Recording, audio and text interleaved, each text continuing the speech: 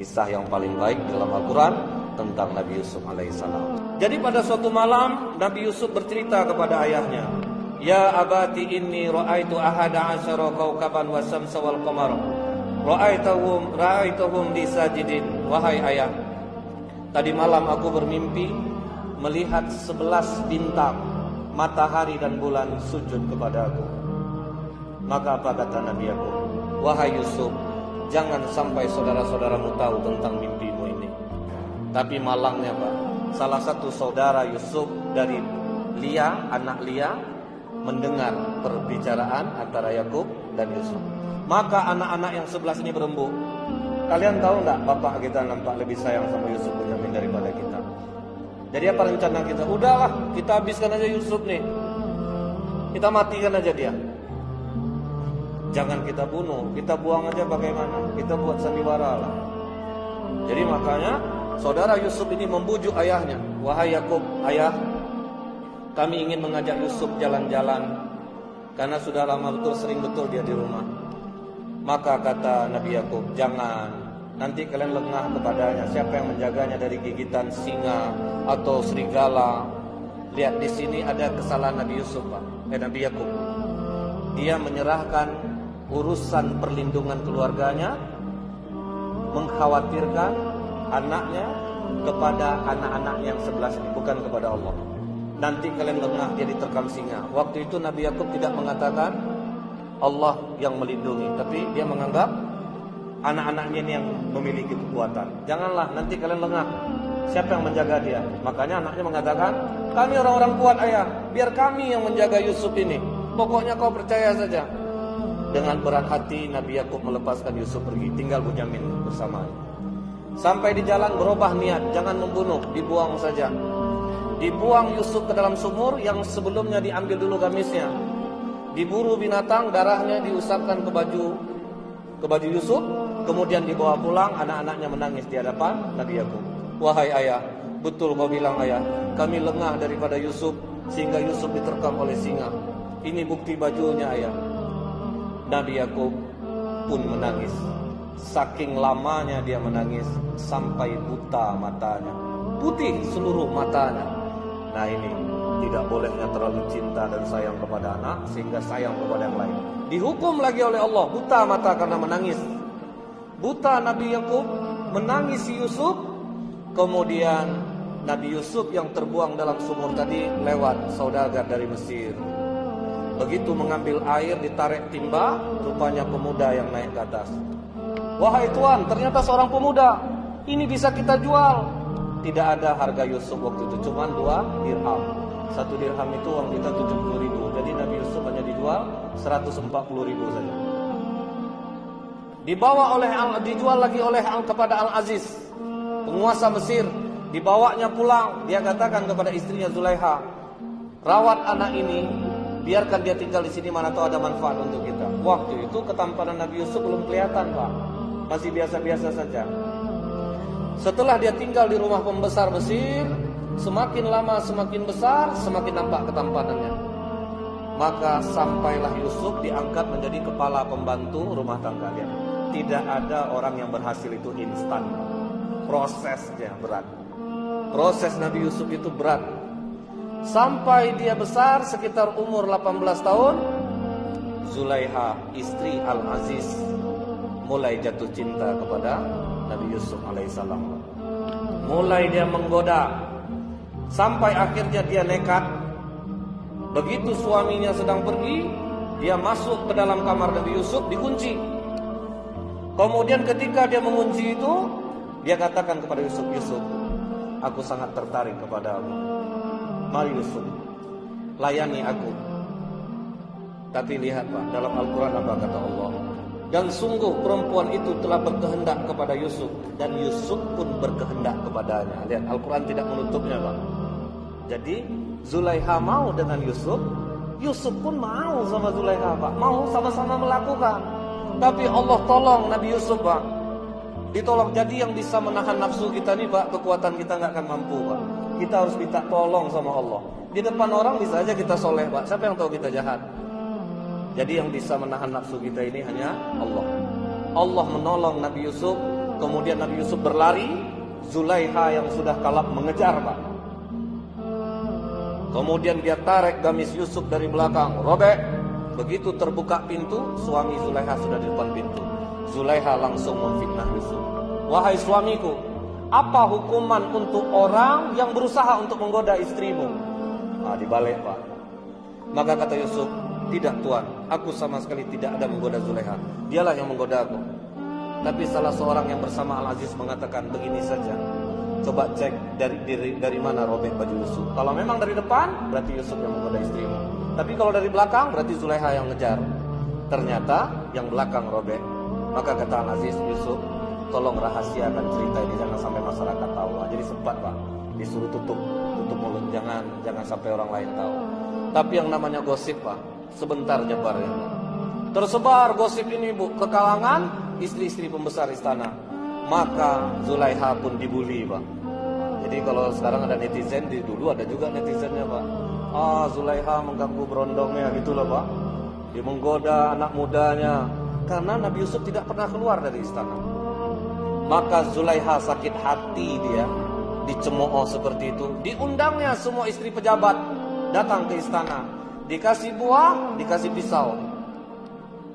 Potong buah ini. Sedang memotong, pintu pun dibuka. Disuruh Nabi Yusuf jalan keluar. Berapa ganteng Yusuf, Pak. Sampai ibu-ibu itu tidak merasakan tangannya dipotong sendiri. Berapa kira-kira tampannya itu, Pak? Pas nengok Yusuf keluar, Pak, sampai tangan dipotong sendiri, tidak terasa. Seganteng-ganteng apa orang sekarang, Pak, belum ada lah perempuan yang sampai segitu terkesima, Pak. Kemudian apa kata Zulaiha? Bagaimana menurut kalian bujangku? Wajar enggak aku menggoda dia? Buktinya kalian sendiri tidak terasa memotong tangan kalian sendiri. Iya Zulaiha, ini malaikat yang sempurna. Sampai begitu, Pak, mereka mengatakannya. Akhirnya semua ibu-ibu ini menginginkan Yusuf. Maka diancam oleh Zulaiha, kalau kau tidak mau Yusuf melayani kami, kau akan kami penjarakan. Maka kata Nabi Yusuf, ya Allah, penjara lebih aku sukai daripada aku harus melayani mereka. Dari umur 18 itu Nabi Yusuf pun masuk penjara untuk mempertahankan imannya. Yusuf berkorban, dia dipenjara dengan kesalahan yang tidak dia lakukan. Sampai umur berapa? Sampai umur 27 tahun. Singkat cerita, raja bermimpi. Dia melihat dalam mimpinya 7 ekor sapi kurus memakan 7 ekor sapi gemuk. Kemudian 7 tangkai yang berwarna hijau, 7 tangkai pula yang kering. Bingung menafsirkan mimpi raja ini. Teringat 2 orang yang bersama penjara Yusuf, yang satu tapi sudah mati, yang satu masih hidup. Dia katakan kepada raja, ada 1 orang sama dengan aku waktu di penjara, bisa menakwil mimpi. Siapa? Yusuf. Maka raja datang kepada Yusuf, wahai Yusuf, aku bermimpi. Diceritakan mimpinya. Apa kata Nabi Yusuf? Akan tiba zaman 7 tahun masa subur, penuh makanan, ekonomi aman. Tapi setelah itu akan datang 7 tahun masa sulit. Setelah itu tiba masa 7 tahun kalian berberas anggur. Jadi kalau panen, setengah saja ambil sekarang, setengah lagi simpan. Maka kata Nabi Yusuf, jadikan aku bendahara negeri ini. Jadi lihat, Pak, kalau kita memiliki kemampuan boleh meminta jabatan. Nabi Yusuf meminta, dalam Al-Quran disebutkan Nabi Yusuf meminta, jadikan aku bendahara negeri ini, karena dia memiliki kemampuan. Kemudian, baik, kau kujadikan bendahara negeri ini. Tapi syaratnya satu, Tuhan. Tolong kumpulkan dulu ibu-ibu yang pernah mengatakan aku mengganggu mereka. Tanyakan kepada mereka, benarkah aku melakukan itu? Bersihkan dulu nama aku. Jadi Nabi Yusuf minta bersihkan namanya. Setelah ditanyakan, mereka ngaku bukan Yusuf yang menggoda kami.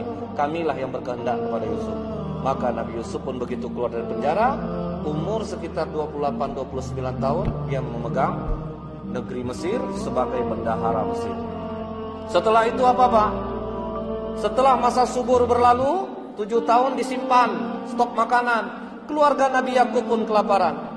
Mereka datang ke Mesir untuk meminta makanan, membawa pengganti-penggantinya emas untuk mengambil makanan. Di situ Nabi Yusuf menandakan semua saudaranya. Dia ingat, Pak, ini saudaraku. Diberi Nabi Yusuf makanan yang banyak. Kemudian emas untuk menukar tadi dimasukkan Nabi Yusuf ke dalam karung-karung mereka.